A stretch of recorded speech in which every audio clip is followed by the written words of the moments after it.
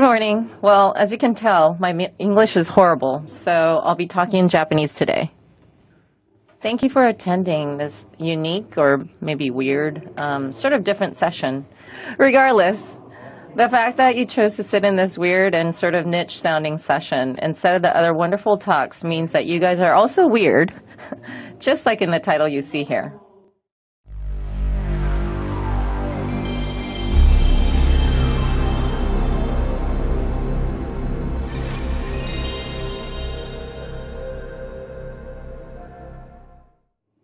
So, let's jump right in. Today's conclusion. Yay, conclusion. Well, with anything, speed is important, I guess. And, we want answers right away. There really isn't a thing we gain or benefit by holding off on coming to any conclusions, right? So, if the session is going to be boring, you're thinking I should just ditch this one and go to Assassin's Creed 4. So I understand and I feel the same way, so I'm just going to go to it. Yeah, I said it. Gameplay and story, not the most important things. As written here, personally, story and gameplay elements don't really matter to me. In the same way, how to make money and techniques to create beautiful graphics aren't important themes to me either. I have one goal when it comes to making games, and somewhere in between I will touch on story and setting and how the hows and the whats. But there are no more. Those two are no more than means or steps, and all I care about is heading for the goal. However, it is extremely important to explain what exactly that goal is. If I had to interpret it into words, I suppose it could be view or vision, but that's not entirely it either. So then, what's my purpose, and what led me here? What do I think about when making games? I'd like to talk about these things today, and while you're probably confused or have no idea what I'm saying, rest assured, I'm not really saying much. So, while I'm at it, I will talk a bit about how the scripts were developed in games I worked on in the past, although I have a feeling many of you came to listen to that more than anything today. So, self-introduction here. But the stuff isn't really that important to me either, so I'm going to omit the details, but I've been game directing for some titles released by Square Enix. You guys are probably familiar. And oftentimes, the games I make are described as dark, or maybe even a bit insane. I'm not really aware of it, but if others say so, I guess they are. As with any game creator, there are there's always firsts. Originally, I was a 3D CG designer, and really by chance, I ended up directing and script writing. When it was time to write a script for the first time, I thought, well, I can't write one without knowing the ABCs of writing. I've never done this. So I bought a few reference books. Like on Amazon, the ones with a lot of stars and great reviews. Something like The Hollywood Method, How to Write a Story for Blockbuster Movies. And so I read those books, and I have no idea what they're talking about. So, not knowing what they're talking about, for example, like these, what is the self-concept of the main character? How does the main character view him or herself in the world? How does the main character wish to be viewed in this world? Like, what is self-concept, and how does that relate to an interesting story? I just didn't get it, and maybe because I'm stupid. But you know what? For a while, I was nodding my head, trying to read through it, but probably not even 10 pages in, I gave up. But this is work. I have to write the script. So I didn't really have a choice, and so I came up with my own techniques, and they are backward script writing and photo thinking. I came up with these techniques on my own and thought that maybe all writers were using the same kind of techniques, but they were just keeping quiet about it.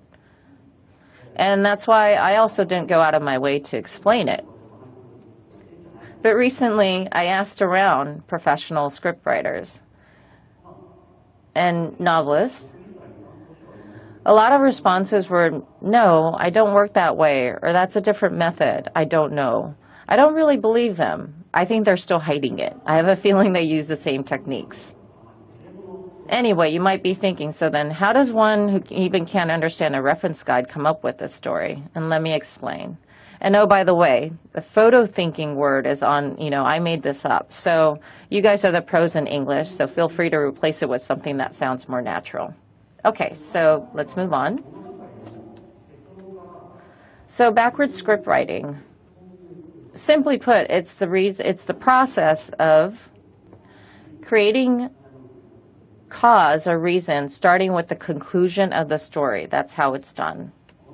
So I'm going to take Nier as an example. This is the story flow. But it's the condensed version made specifically for this occasion. As you can see, there's a beginning at the top and an ending at the bottom. A story is a series of small events. They branch out, or quests can run in parallel, but aren't most games and their stories pretty much made this way? When making a game, this is the very first thing I put my head to. The reason is very simple. It's cost. We often don't have the luxury of time and money to create the story and cinematics forever and ever. And we have to work within our limitations. And if you've never made one before, I suggest you refer to games that are similar to what you're making. And not to sound so bold, but I'm saying you should maybe mimic what they're doing. For example, if you want to make a game like God of War, count the number of stages and events and roughly estimate the volume, and then create a similar structure. Then you'll probably come up with something similar. You should be able to do the same with something like Devil May Cry. But God of War is a project with a massive budget. Simply copying in what they've done is definitely not the smartest idea, and you'll get burned. So I'd say aim for about 70% in terms of both quality and volume.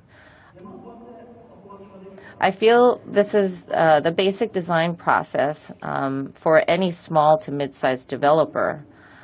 So let me just add something here. So what is this emotional peak, you ask? It's a strong emotional feeling created within the player by the story. Sadness, fear, love, pain, smart or cool. Emotions like these when our hearts are moved. In the story, these peaks represent those feelings we want to communicate to the player. In Nier, the title I worked on before, contains a few stories. For one of those, the idea was that the woman was going to die. To explain my point, I'm going to write out the emotional peak as such. So I just replaced emotional peak with a girl dies. Let's just say it happens around midway through the entire game. So I place a story here, but just by staring at it in text, there's no sadness. It's just plain. It's almost like a joke. However, the emotional peak will come. And why? It's because there's some kind of reason. So there's always a reason that supports or forms the emotions. For example, I'm going to write down here a very sad event that may be familiar with a lot of you. So your pet died. Your dog who cared for you since you were young, a child. Your dog who played with you and grew old together. Such a nice and kind dog. That dog sadly lost its life and is now in heaven. A simple but very sad event. So let me put together another similar event. A game character pet died. At first glance, I don't think people will feel sad. What's the difference here? It's because the pet hasn't been sharing your life with you. In other words, the differences between these two are the differences in past experiences. Then what we can do is to add the experience to the second line, the game character pet. I mentioned a moment ago the dog that always played with you, or the dog and its devotion to you, you guys growing older together, a kind dog. These reasons to trigger or bring out the sadness is what we need to present to the player. And in doing so, the player should feel a similar type of sadness as if your real dog died. It should create an emotional stir within the player. So a moment ago, we were talking about the girl dies. So I asked myself, what kind of reasons will make people feel sad towards this situation? First, the feeling of sadness is oftentimes triggered when the weak are treated in a cruel manner. Then who are these people who are weak? Knights and cavaliers, countrymen aren't. The weak are powerless people in society and with no military power. As an example, young female children. Thus, for the emotional peak of girl dies, the reason I imagined or gave it is that the female is a young girl. And that's not the only reason. If the sadness is great, the subject must be very weak. Maybe, or for example, a disabled person. And I'm not trying to discriminate against, females or the disabled, but this is just more of a character setting. For Nier, at least, this is how it was done. So she cannot speak. To add to that, the young girl has a very kind and beautiful personality. She's really done nothing wrong, but unfortunately, her life was taken away. And that's why it's very, very sad. Furthermore, there's great sadness the moment she dies. Her happiness she was supposed to experience was shattered. Imagining what that is or could be, it was her dream wedding, something that she always wanted. So I'm going to take a quick step back and look at what I have here. All the information is really bunched up in one area. But that can't be happening because for me, the death of this young girl is very tragic. She's not someone I just met yesterday or today. As with her family, I must have known her well from before. So these events are spread out over time. As with the fact that I've known her well from before, I layer on the reasons from the beginning of the game. And in order to extend the period of my relationship with her, the girl's death is moved to the latter half of the story. So this completes the flow. And then I just add on various events throughout the story. And the emotional peak is an event that happens as a result of layering on the various experiences. So like a stack of coins you see here, let's just call this an experience stack. Starting at the bottom, there are sad events, and those are the reasons. At the very top is the girl's death. I go look for the reason that leads me to the true sadness here. Not the things that are considered sad written inside a book, but the real sadness and its reason. Think about that and neatly layer them on top of each other. Then you'll reach the emotional peak of the girl's death at the end. Emotions are triggered from the differences in experiences. Thus, you must neatly stack up the various reasons. The more you experience, the larger the emotional peak at the end. Therefore, in the game, the act of gaining experiences should be maximized in terms of both scale and time spent. And of course, if you feel the same way about developing emotions and feelings for the player, that's where the focus should be.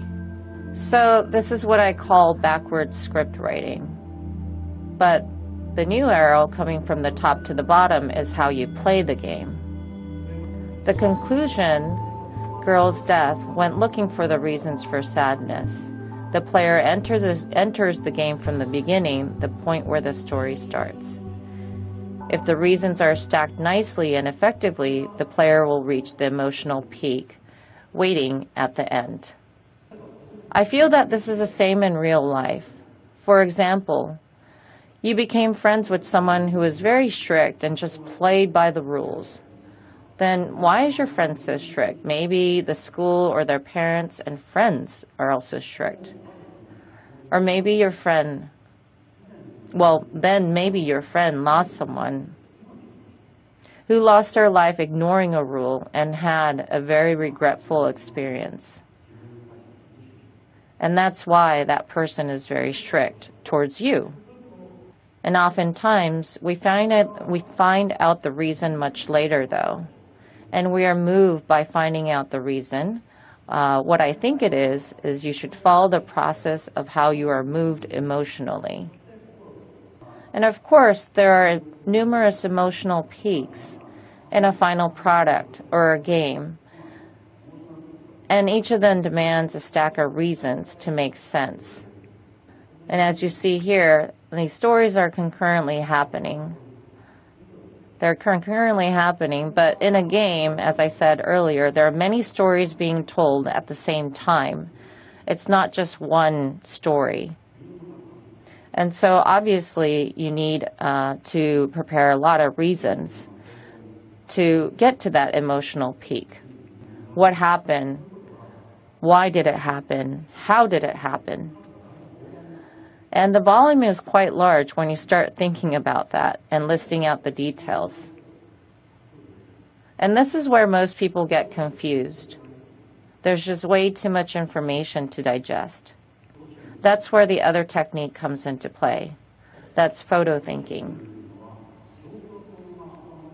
As the word says, photo thinking is envisioning the situation in your head. For example, the scene of the girl dies. So let's just see the situation, how it's written out. So she was killed during her wedding. She was stabbed to death in the stomach. She's a citizen of a different land and culture. And she wears a mask. I think about these situations or settings. But when it's only in writing, we're lacking information like what's going on in the background, what is the feeling like, what's the reaction. When this happens, I always try to visualize it in my head. So here's a screenshot from Nier. You don't have to visualize it to this degree or to this level of detail or the shots that led up to the moment. What's key here is that we need to include all the supporting factors of the sadness we are feeling and wish to communicate to the player. The girl is dying. The prince is by her side. In her last breath, she mutters to him, "Thank you for marrying me." We visualize that scene in our head, and a lot of thoughts start circulating. A fragile young girl, muttering while the prince holds her dying body, her bloody hand. That is the scene you see. That's photo thinking. So there's a method called the memory palace of Matteo Ricci. This is used to enhance your memory. It's a technique where you build a memory palace in your brain, and you place items you wish to remember inside the palace as you visualize it in your head. Photo thinking is an application of visual memory skills. It's not about remembering something specific, but it's going there to see the scene. In other words, it's going there to create or generate the scene. So you're probably thinking, no, I don't see anything, or I don't think I can see anything. But that's not really the case. I think everyone can see something. The reason for this is, so it's more unnatural for humans to visualize an empty space with someone standing there. If you look around, there's sky, the ground, and clouds, and the wind blowing. You should be able to see that. So this is a young girl's hometown. Sandy air, yellow skies are what you see and what stands out. The atmosphere here at the village is very somber, caused by the sad event of the girl's death. That's the situation here. By seeing this scene in this manner, the image is embedded into your brain as the setting in the game. So here I am back at the flow chart. There are several emotional peaks and reasons. We just visited the young girl's hometown a moment ago. Since her death, we knew that mood in the village is dark and depressing. So, when a different episode or branch of the story is related to the girl's hometown, we will once again see the gloomy skies and a very saddened village. So I know I can't be wrong because I've already seen and been here before. This is the biggest merit of photo thinking. By traveling inside the brain in this manner, that world will gradually start to form itself.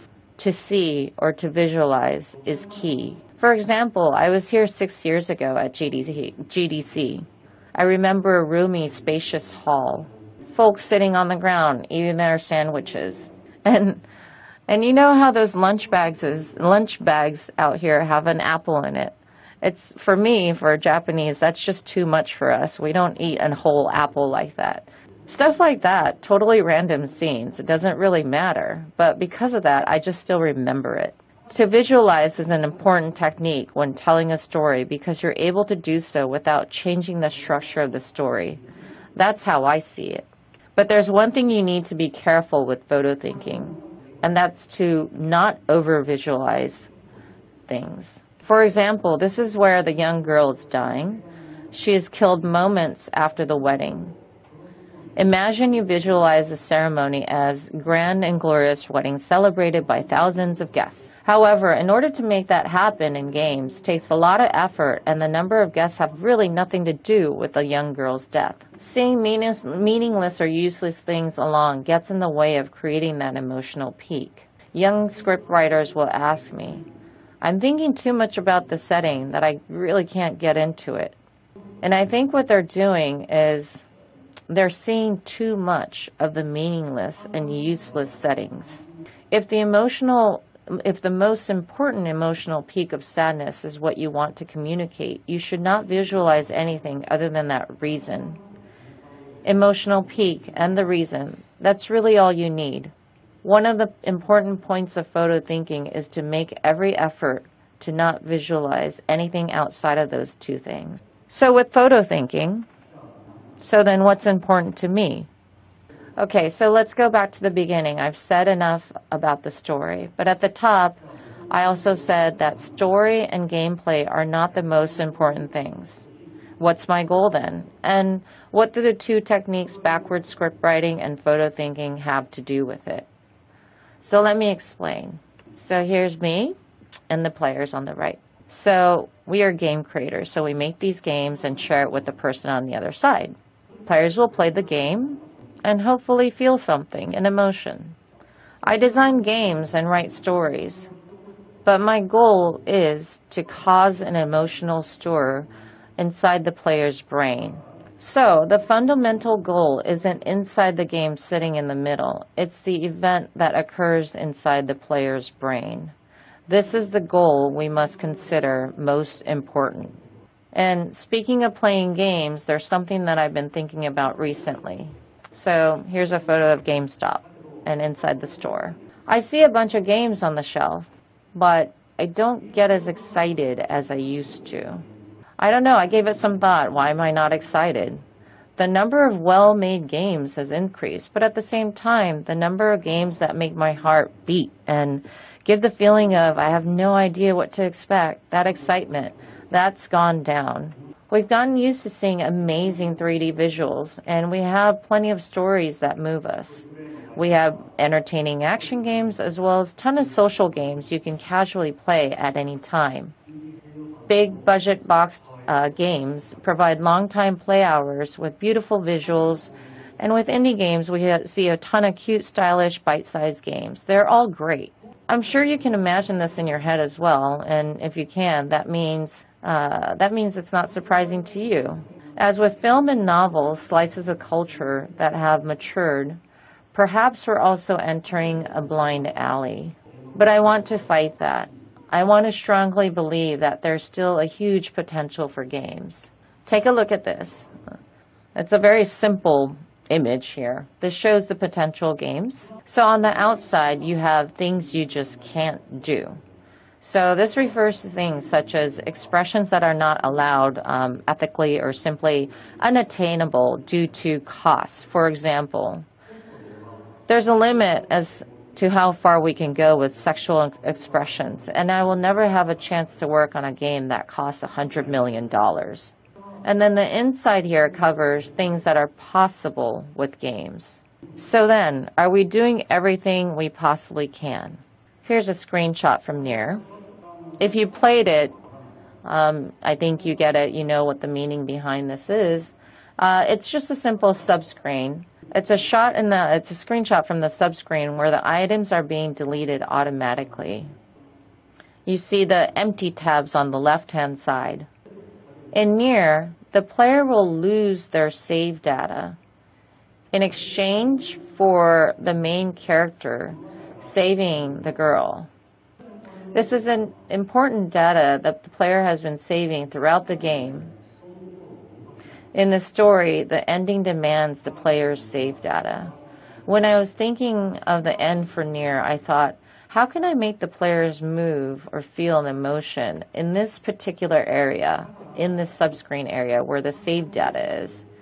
So I synced up the emotional peak with the save data being erased here in the subscreen.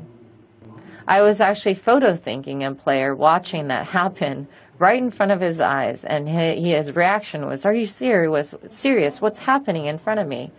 And from there, I started script writing backwards.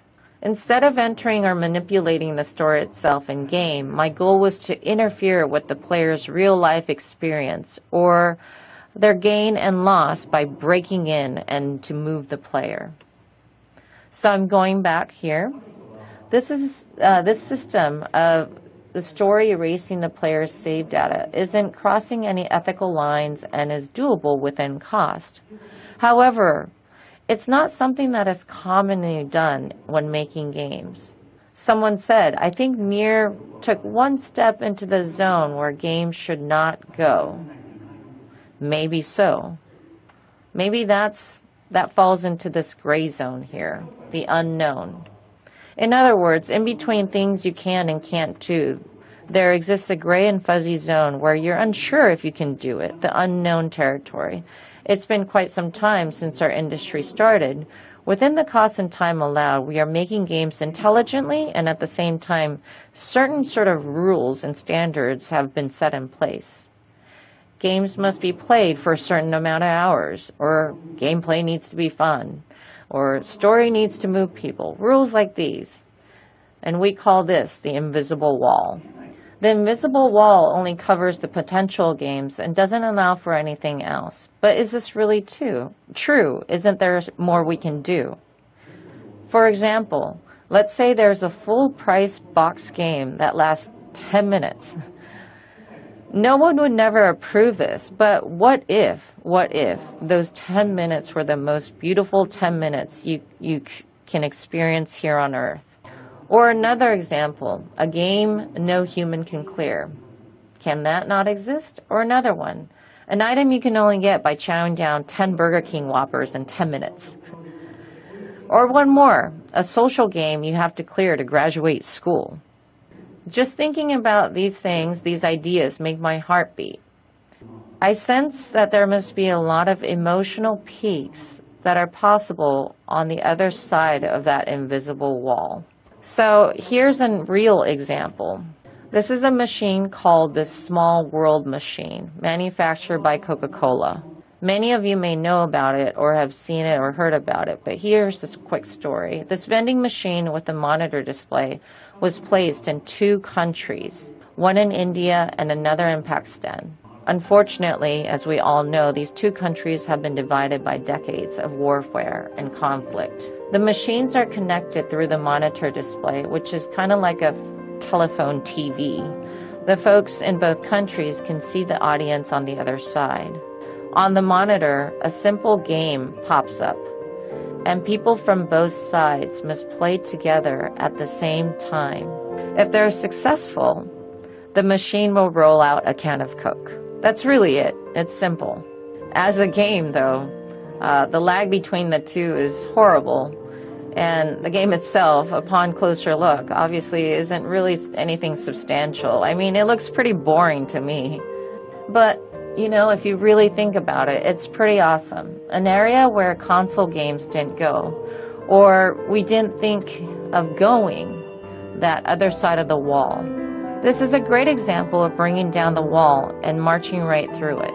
You know, obviously this is a showcase or demonstration, not a permanent display, but feel like we game creators can figure out a way to implement something like this into games in a permanent way or a constant fashion.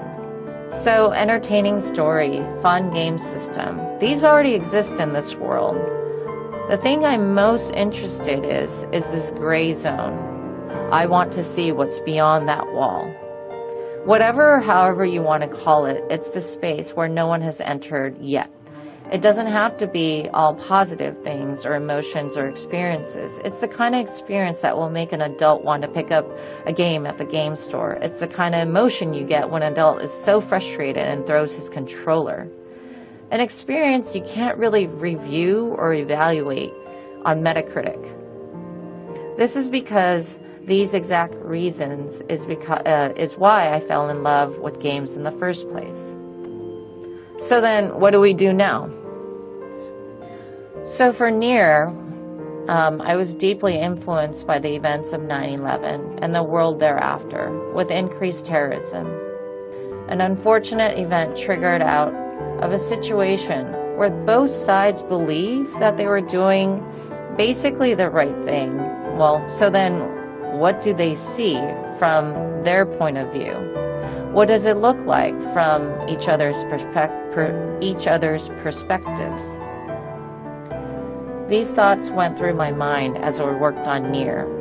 But it's not about changing the world with a game. That's just not impossible. That's just impossible. Plus, I don't have the ability or the power to do that. So I'm 43 right now, as I mentioned at the top. I wouldn't call it young. I've been in games for about 20 years. But I don't really have a solid sense of seeing a new world on the other side of the invisible wall. Not to mention, I wasn't even able to change our game industry. So I look at it this way. I spent 20 years and I failed. But I still believe in the potential of games. And that's the reason why I'm here today. So I wasn't able to overcome that invisible wall in these last 20 years. However, let's say if 10 of you here in the audience today challenge yourselves over the next 20 years, that's 200 years worth. Or if there's 100 of you, that's 2,000 years worth. Although I was unable to break the wall, I believe it is possible if we all try. Especially most of you here, who I assume are much younger than myself. You were all born with computers and networking environments around you. It was so natural to you. And the skills you possess are probably different than mine. The potential of video games is huge, almost limitless, endless. I would like for you all, from me, the next generation of developers, to break the wall and step into the other side. I want you to create something that will wow us, that will dazzle us, the world, and make me feel that excitement I felt when I was young. That's what I look forward to, your creations. Best of luck to you all. Thank you. Thank you for listening.